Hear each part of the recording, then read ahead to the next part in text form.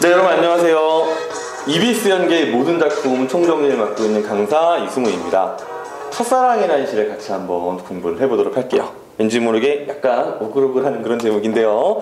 자, 이 첫사랑은요, 주제가 첫사랑을 위한 헌신이랑 그리고 그 상처의 아름다움에 대해서 얘기를 하고 있는데, 이거를 자연의 섭리를 통해서 드러내고 있다는 것이 중요한 특징이 되겠는데요. 제가 이해를 돕기 위해서 별것도 아닌 실력이지만 짤막한 애니메이션을 준비를 해봤습니다.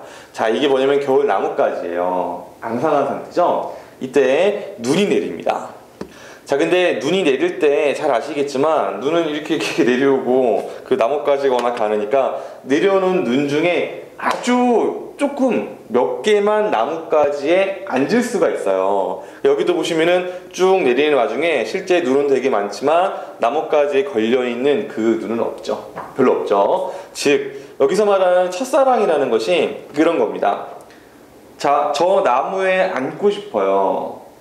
계속 시도를 하는데 쉽지 않습니다. 그러나 계속 노력하다 보면 잠깐 앉을 수는 있지만 그러나 곧 실패하고 말죠. 왜냐면 바람에 불면 날아가니까요. 근데 생각해보면은 보통 사람들의 첫사랑도 대부분 비슷한 경험이 많습니다. 저 사람을 좋아해요.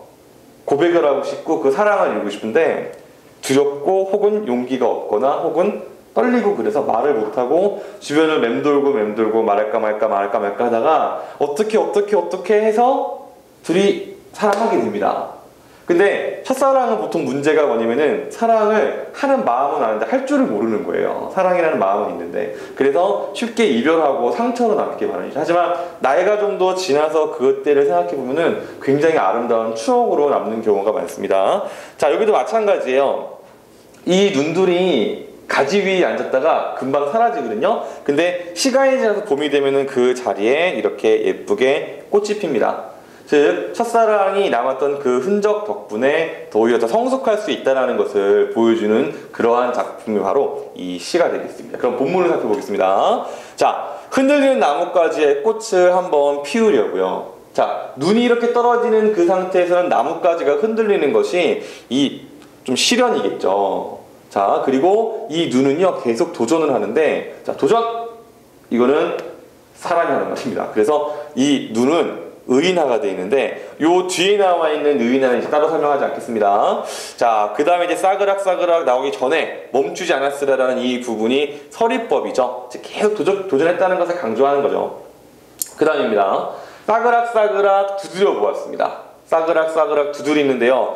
이 말은요, 일단 기본적으로 우리에게 청각적인 느낌을 주는 음성 상징어죠. 그리고 또 남분분 춤을 추었겠지, 남분분을 이렇게 흩날리는 그 모양을 떠올리게 하는 음성 상징어죠. 의성어, 의태어가 나란히 사용되면서 또 요 안에서 대구법을 같이 드러내고 있어요. 물론 의인법도 있습니다. 자, 그리고 이 음성 상징어는 제가 작품을 설명할 때마다 드리는 얘기인데 같은 부분이 반복되기 때문에 운율감을 줄 수 있다는 거, 그거를 잘 기억해 두시기 바랍니다. 자, 그리고 또 여기 미끄러지기를 수백 번. 자, 지금 이 작품을 보니까 비슷한 말들이 계속 반복되는 경향이 있네요. 이런 것들이 다 리듬감이랑 연결됩니다. 자, 여기선 리듬감과 더불어 또 뭐가 있냐면요, 많은 시련을 계속 강조를 하죠. 또 떨어지고 이런 식으로. 자, 근데 이제 3년 보시면은요, 바람 한 자랑 불면 휙 날아갑니다. 첫사랑이라는 게 그래요. 작은 시련도 사실 잘 못 견디죠. 왜냐면은 아까도 말씀드렸지만 사랑할 줄을 몰라요. 방법을 모릅니다. 그래서 첫사랑은 보통 찰나에 불과한 경우가 대단히 많죠. 물론 안 그런 사람도 많습니다만 대부분은 그렇죠. 자, 햇솜 같은 마음을 다 퍼주어준 다음에야 마침내 피어낸 저 황홀을 보아라. 햇솜 같은 마음을 다 퍼부어줍니다. 즉 첫사랑을 이루기 위해서 헌신을 하고 드디어 눈꽃을 피워냅니다. 이게 바로 첫사랑이에요.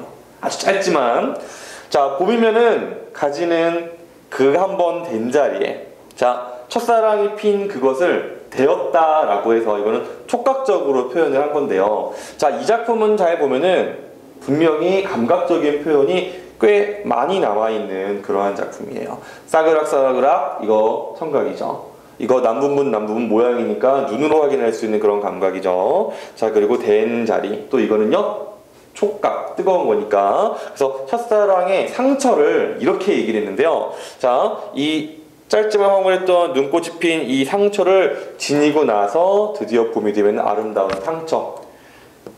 첫사랑이 끝난 후에 성숙함을 봄꽃으로 표현했습니다.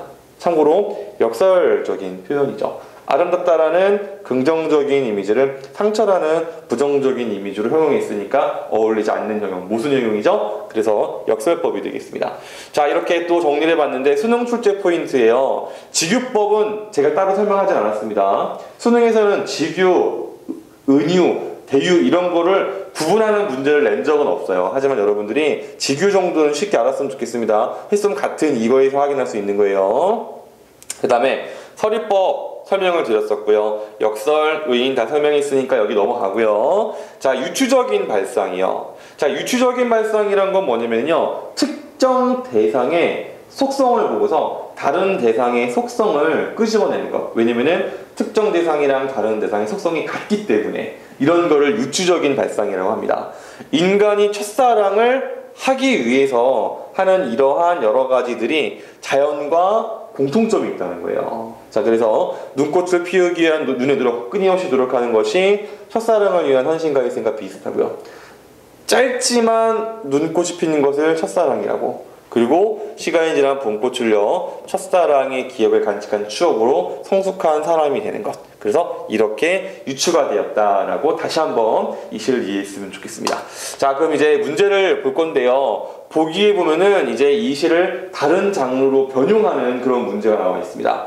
여기 보시면은 클로즈업, 이펙트, 오버랩, 롱숏, 컷백이 있는데요. 요 5가지에 대한 설명을 잘 기억하고, 물론 문제풀이를 다시 보면 되죠.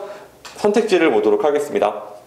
자, 롱숏 기법을 활용해서, 자, 우리는 지금 이제 책을 통해서 좀 볼게요. 자, 롱숏이 뭐라고 했냐면은 카메라를 피사체로부터 멀리해서 전경을 모두 찍을 수 있게 하는 거라는데요. 자, 지금 여기 눈 내리는 풍경 전체의 모습을 잡자라고 했으니까 보기 설명이랑 선택지 설명이랑 크게 어긋나는 게 없네요. 적절한 말인 것 같습니다. 그 다음에 2번은 클로즈업 기법을 활용해서 나뭇가지의 봄꽃이 환하게 핀 모습을 강조하자. 클로즈업은요, 자, 여기 맨 앞에 나와 있죠?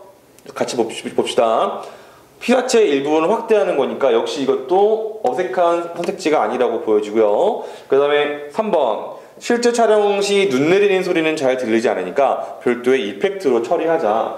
이 부분이 약간 이상할 수도 있다고 생각이 되지만 보기에 분명히 이펙트에 대한 효과음이라는 설명이 있죠. 즉 연관성이 있으니까 우리가 이거는 충분히 이해할 수 있는 부분이라고 봅니다. 그 다음에 4번, 겨울 풍경에서 봄 풍경으로 전환되는 것을 오버랩 기법을 활용하자. 이건 아까 제가 보여드렸어요. 아까 제가 보여드렸던 그 부분이 오버랩이죠.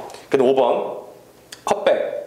보기는 화면을 대주시킨다고 번갈아서. 그런데 5번 선택지 보니까 긴박감을 고조시키자고 했죠. 이 작품에서 긴박감이 고조되는 부분은 없습니다. 첫사랑, 그래, 한번 보자, 이 자식, 이렇게 하는 게 아니죠, 그죠? 제가 연기하는 버릇이 있는데 이렇게 인터넷으로 보는 거는 그런 거를 안 보여주고 싶었는데 저도 모르게 나왔습니다. 자, 그래서 정답은 5번이고요. 다음 문제입니다. 적절하지 않은 것이요. 동어 반복은 있었죠?